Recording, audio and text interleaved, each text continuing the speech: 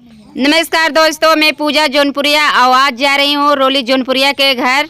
और ठंडी बहुत लग रही है लेकिन मैं जा रही हूँ। उनके घर का रास्ता देख लीजिए, बगल में नहर भी है और आगे सब गेहूँ बोया गया है। कितना अच्छा लग रहा है हरा भरा खेत देखकर। और जा रहे हैं रोली के यहाँ। यार देख रहे हैं, फ़ोन की थी किस लिए बुलाई है, वहाँ जा। तो देखिए मैं रोली जौनपुरिया के घर आ चुकी हूँ भैया। इनका घर यही है, आप सब देख सकते हैं। नया घर बन रहा है और रोली की शादी होगी, अपने घर चली जाएगी, फिर भी घर इतना सुंदर बनवा रही है। और इसका भाई देखो खड़ा होकर सुन रहा है, बड़े बकादे। और बगल में हमारे पतिदेव हैं।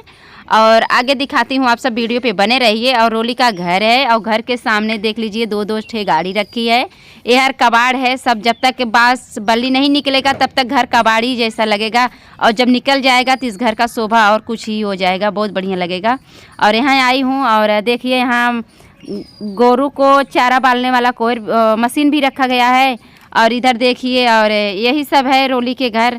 आ जाइए, अभी मैं बाहर हूँ, अभी रोली आने ही वाली है, अब अंदर से आएगी। अभी हम लोग को कॉमेडी भी शूट करना है तो कपड़ा चेंज करने के लिए गई है अंदर। अभी तो मैं बाहर खड़ी हूँ, मैं सोची थोड़ा से ब्लॉग बना लूँ, दर्शक लोग भी देखेंगे कि रोली का घर कैसा है। उनके घर यही सब है। तो देखिए अब यही सब है रोली का घर, आप सब देख सकते हैं।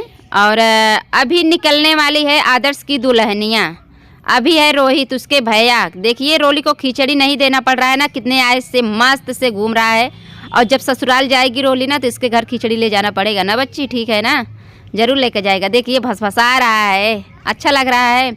तो आप सब देखिए अभी आने वाली है आदर्श की दुल्हनिया, आ चुकी है, बस सामने होना देरी लग रहा है। ए यो जियो आइया, देखिए आप सब कैसी लग रही है, कैसी कितनी बढ़िया है तेरी क्या कंगन वाह।